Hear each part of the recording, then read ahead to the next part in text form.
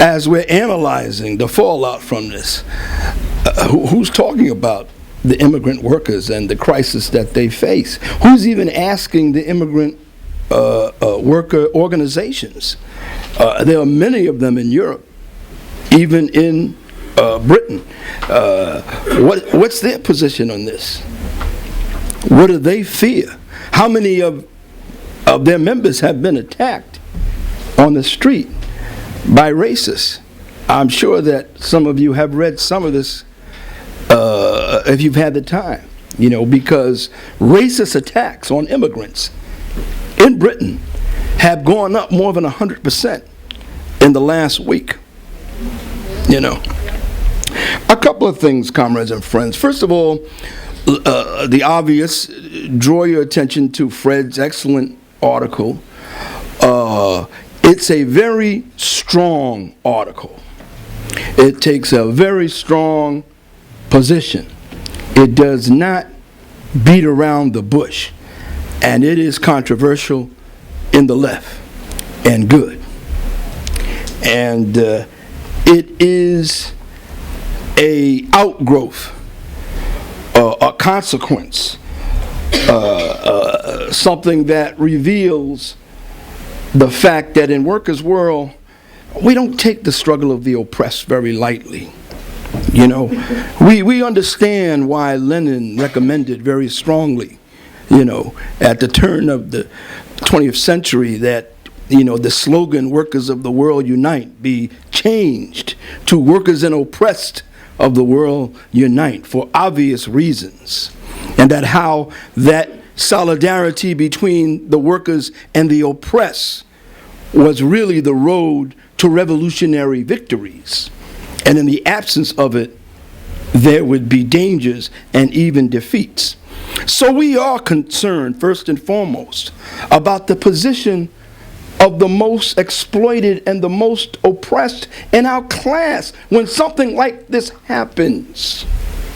Before we go on talking about all the other interesting things, good or bad, what is the situation with our immigrant sisters and brothers? This phase of capitalism is turning more and more and more of our class sisters and brothers into immigrants. That is a fact. That's part of globalization. No vote one way or the other is going to change that. Only socialist revolution ultimately will change that. But in the meantime, who will stand in solidarity with the growing numbers of immigrant workers everywhere, on every part of the globe? I hope that my remarks will be succinct, because we want to hear what everyone else has to say, their questions, and their comments. I don't want to say what Fred has already written, and there's no need to do that. Before coming to the podium over the last couple of days, I've tried to get a hold of everything that every group on the left, let's say to the left of the Labour Party in Britain, and to some extent throughout Europe, there was something called a Lexit, that is the left forces, I guess, for leaving the European Union. To read everything that they're saying before and in the aftermath of the vote. And they make many good points. Here are some of them. How terrible the European Union is, and how it's an instrument of capitalism, and it's run by the bankers in Brussels, and it's anti-worker, and it's undemocratic, and the European Parliament has no power, and it's anti-socialist, so on and so forth. True, that's true. How the European Union and Cameron, the resigned now head of Britain, are racist and anti-immigrant, just like, the European Union. True. Yeah. How voters voted to leave the EU were rebelling against austerity and globalization. Now that's an interesting one. We have to pause there for a second. We would say, maybe. Maybe that was a significant factor. But that requires somewhat more of an analysis, somewhat more of an examination. But we'll give it a question mark. We won't put it down.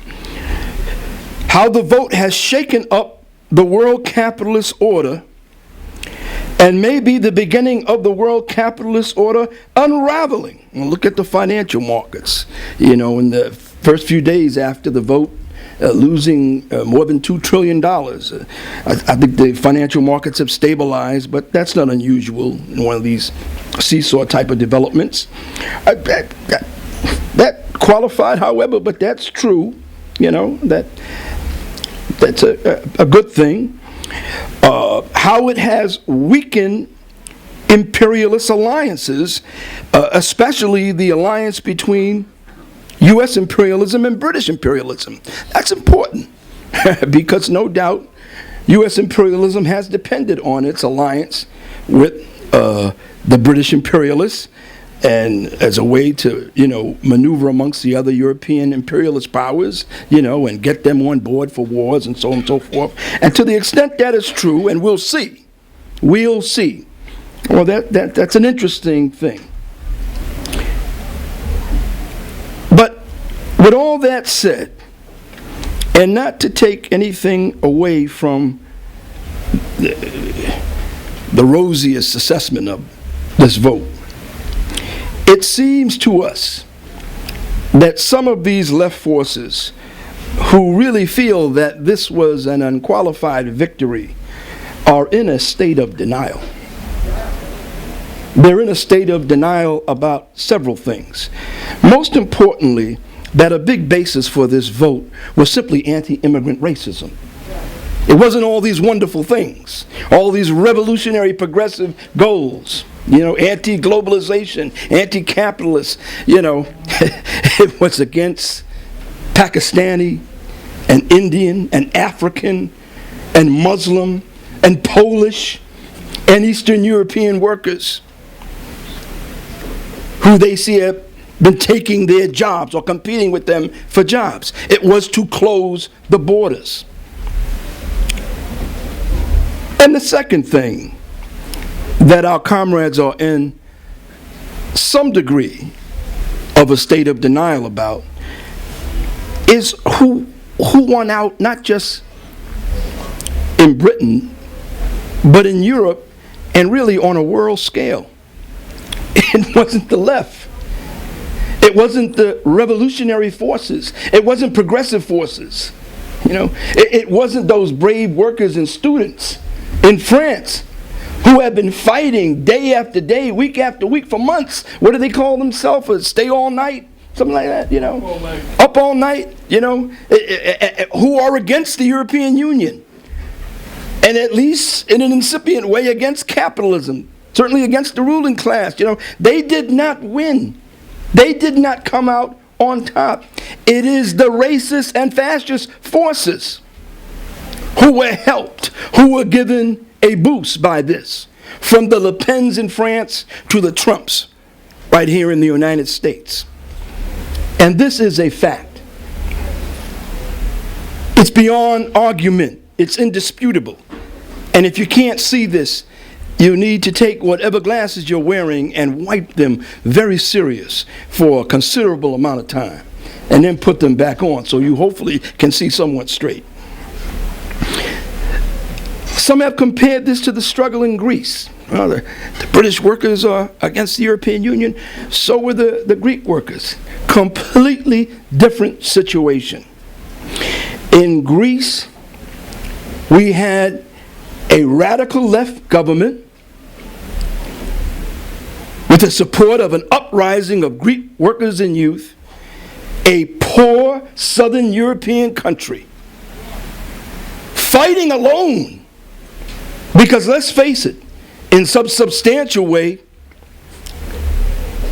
the European workers of other countries, well, they weren't organized to defend them.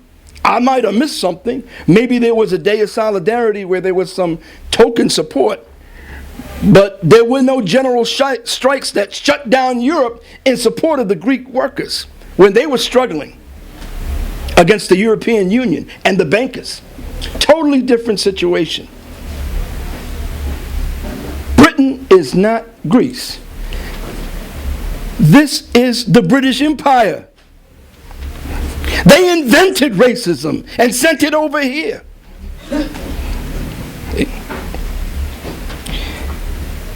Maybe as the fallout from this vote continues,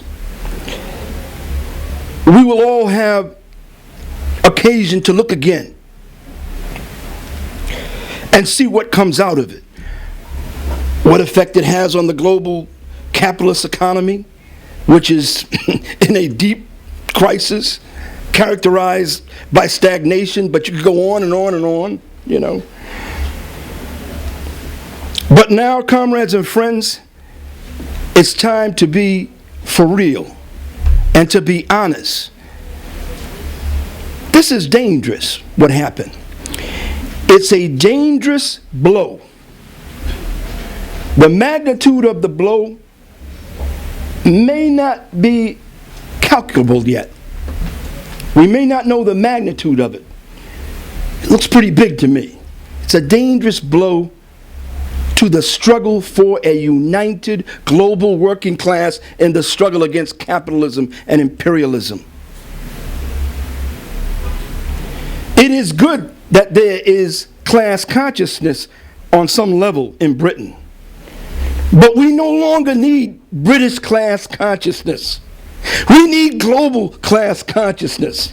If that class consciousness does not include the Asian workers and the African workers and the Muslim workers and the Arab workers and the Eastern European workers and workers wherever they come from, whatever they look like, whatever their religion is, whatever language they speak, then that kind of consciousness it was never good, and right now it's really dangerous. Especially at a time when capitalist globalization, made even deeper and more pernicious by high technology, makes it even more critical, more decisive, that our class see itself as a global class and not sliced up into nations, especially with more relatively privileged workers pitched against the more oppressed and downtrodden workers. This development is a crisis for the entire global working class movement and all the left forces. It maximizes this question: what are we going to do now? We will be talking about for a long time, hopefully not too long before we do something, because talking is one thing and doing something is another thing. And sometimes you got to talk, but then you got to stop talking and do something. Among our challenges as a working class movement, including the challenges that our party proudly shoulders: number one, solidarity with immigrant workers. Solidarity with immigrant workers who are not wholly but largely workers of color and women. Number two, no matter what nuancial or major disagreements there may exist in the left in relationship to these developments, our big problem now, here in this country and in Europe, is that the racist and fascist elements have the initiative. It must be taken away from them somehow. And I don't know how, not in a way that I could, explain tonight. I think what Comrade Teresa said about the 2 dates is important. Maybe that's important. Maybe it's not enough. Somehow, the working class movement has to do something that takes the initiative away from the racists and the fascists. I don't know what it is, but we got to find out what it is and get together with our sisters and brothers in every part of the world and do it. I don't know whether it's another 1996 when immigrant workers shut this country down, or a combination of that, or another Occupy Wall Street that's even bigger, or Black Lives Matter where we shut down things, or the government workers who took over the capital of Wisconsin. You know, that was maybe 6 or 7 months before Occupy Wall Street, or a combination of all that together. But somehow, I don't think it's going to be electoral either. Not the way things are happening now in this country or elsewhere. Somehow, our class has got to grab the initiative away from the racists and the fascists, push them back and smash them and march over them. That is the only road to revolution. The reason why there is some confusion about understanding and analyzing what happened is because there are contradictions. The ruling class of the world is not happy about what happened. You know, one of the important things for capitalism is having their political establishment, their ruling class parties, the Democrats and Republicans, the Tories and most of the time Labor in Britain, and on and on and on throughout the rest of the world, especially in Europe. Why do they spend so much money and time, and why does the media prop up these political institutions of capitalism and imperialism? It's so that they can manipulate the working class and the masses, and that things come out their way in elections. And it is a symptom of the political crisis of capitalism, that is in deep crisis, that things are not going their way. They're not that thrilled about Trump. That doesn't change Trump's character. So yes, the big bourgeoisie, to the extent, that it's crumbling in many ways, and this was a big blow to it, we feel. This was a blow to them. This was a blow to their establishment for what they've been trying to do ever since the end of the Second Imperialist War, and that is to strengthen all of these institutions, whether it's NATO or the UN or the WTO or NAFTA or the European Union or this or that or that, so that they can compete, but they also can have, these institutions and these agreements that help them wage their war to exploit on a greater magnitude the workers, So we'll see the fallout, It's a contradiction. That's one point. But it is a mistake to downplay the racism. We don't have to live in Manchester or London or any other place, speaking as a black communist in New York City, to understand racism and understand what a lot of white workers and a lot of white middle class people can be pulled into. I mean, what are we talking about? I mean, let's say a little bit about it, because it's a big problem in uniting the working class. The British working class is different history, yes, but it's not unlike the U.S. working class in many respects. The strength of it and the strength of British imperialist stability was based on a white working class that, relatively speaking, was more privileged than the oppressed, whether they be in Britain or whether they be in one of the colonies. We know all about that in the U.S. Now what's happening? What's happening is that globalization is pauperizing even those formerly relatively more privileged workers here and there, and they're freaking out. And that's good. And we want them to freak out towards revolutionary socialism and against capitalism and embrace their black and brown sisters and brothers. We have not given up on the white workers, but we're not blind either. Because we know, especially if there's the absence of a strong revolutionary alternative, racists and fascists will pull them in and tell them that the way to bring it back to the way it was, when you were a little more privileged, is to turn the clock back, close the borders, and push out all those black and brown workers that you see, driving cabs and bringing cashiers and everywhere, And this is what's going on there. We're not blind or stupid. We're not writing them off. But we are not going to abandon the oppressed workers who, frankly, and there are exceptions to this, but historically this is generally true, are the vanguard of the struggle for revolutionary change. And so we hold them up. We hold them up unabashedly, unapologetically. That's right. We don't want to polemicize with anybody. Our party, more than any other party, is against ridiculous, opportunist, self-serving polemics. We have nothing whatsoever to gain from it. We are completely open to discussing everything with our comrades or potential comrades anytime, anywhere. And if there's something that they can shed light on that we don't know about, okay. But we're not blind to racism, and we refuse to be blind. And we would advise them, don't get dug in a bad position. Don't become captive because for some reason, whatever, you decided to downplay or minimize racism.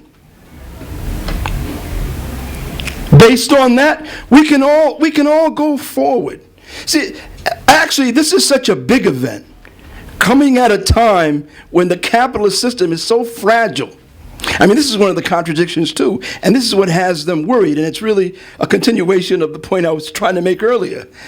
The capitalist system is so fragile that anything, any political upset, any economic upset, whether it's in the financial markets, whether it's the collapse of a bank, whether it can be the snowball, so to speak, that starts the whole thing crumbling, and that's good. Yes, that's good, but that doesn't negate the danger that this poses. I'll end by saying this.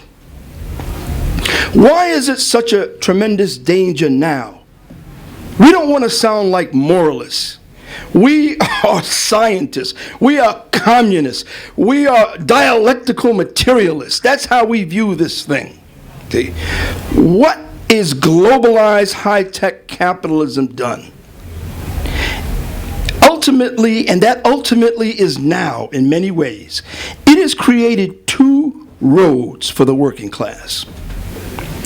Either we will allow capitalism in its desperate epoch of decay to force workers into more intense competition with each other for disappearing, low-paying jobs on a vicious and violent scale.